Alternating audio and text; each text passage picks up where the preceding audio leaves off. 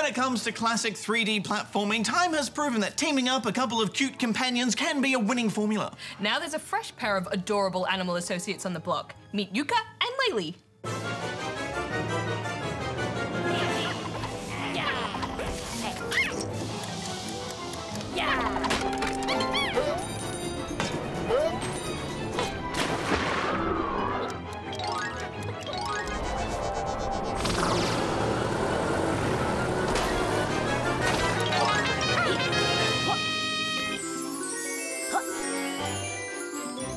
Yooka-Laylee tells the tale of a chameleon Yooka and his bat buddy Laylee, who, on a sunny day out, discover that all the world's books are being stolen by the villainous tycoon, capital B.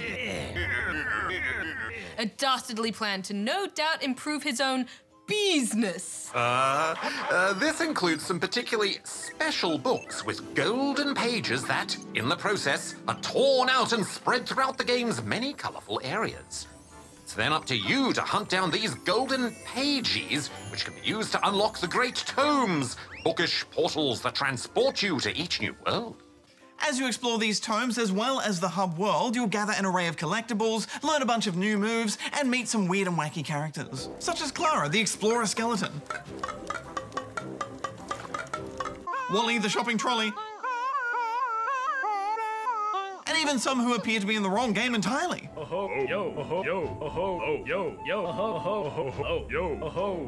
If this all seems a bit familiar, don't worry, you haven't been hit on the head and woken up in the late 90s. Yooka-Laylee is what's known as a spiritual successor, which means it's a game that's been made to look, feel and play like another older game, whilst not being directly related to it. Yes, and in this case, that game is the classic Nintendo 64 title Banjo-Kazooie. One of the all-time greats when it comes to platformers. It, along with its sequel, Banjo-Tooie, was remastered for the Xbox 360.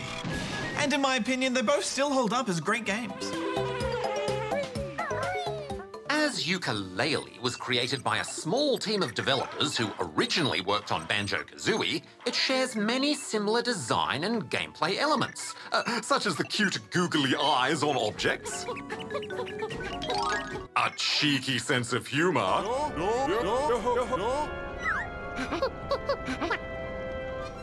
even the way the characters talk to each other using silly singular noted sounds. Oh yes, I always love discovering a new character just to hear what their voice sounded like. Banjo, Banjo, Banjo, Banjo, Banjo, Banjo, Banjo. Red, red, red, red, red, red, red, red, red, red, red, red. But Banjo, Banjo, Banjo, Banjo, Banjo, Banjo, Banjo. Red, red! What's going on? Oh, sorry, Darren. Unfortunately, as is the case with many of these throwbacks, there's a number of outdated problems that feel like they should have been left in gaming's history book. For starters, the camera can be very difficult to control at the best of times, often resetting itself or getting stuck on scenery. And that wouldn't bother me so much, but combined with the floaty character control, it just made it really frustrating to play. Yeah, I know what you mean, Rad. Leaping about does feel a bit floaty and unpredictable, which is the last thing you want in a game that's all about precise platforming. However, I did really enjoy unlocking and mastering all of Yooka and Laylee's moves, as these really highlight each animal's unique abilities. By collecting quills that are scattered around the game, you are able to purchase new abilities, such as Laylee's sonar shot that can reveal secrets, and Yooka's super slurp that allows him to take on the physical properties of items he eats, or licks. Ugh, gross. They're very creative abilities though, aren't they? I especially liked how Yooka can use his elongated tongue to grab certain ledges, and even nab the occasional butterfly for a bit of health. Yeah! Terrifying. All these moves also highlight what a great pair these two make. My personal favourite was the roll for getting around quickly. Although including an energy bar for many of these moves felt a bit unnecessary.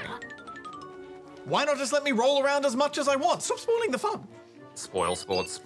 Exploring the main hub reveals a total of 5 worlds, and once you've collected enough pages from each, you can return to further expand them, opening blocked paths and unlocking areas to hunt down even more collectibles. It certainly is a clever way to get the most out of each stage. However, I think I might have preferred more variety, maybe across smaller stages, especially because these all play it very safe.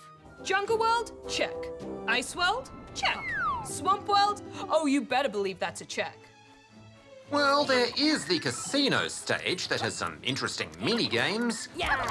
But then again, that also did feel a bit out of place. Overall, it feels like the developers are relying more on gamers' nostalgia for retro gaming than any innovative design. Yes, this certainly does feel like a game from 20 years ago, and in this case, I don't think it's a good thing. Yeah, I agree. I mean, all the ideas are there. Clever power-ups, a great range of moves to master, even a bunch of arcade mini-games that can be played with friends. But we've come a long way since the humble platformer, and this just felt a bit stuck in the past.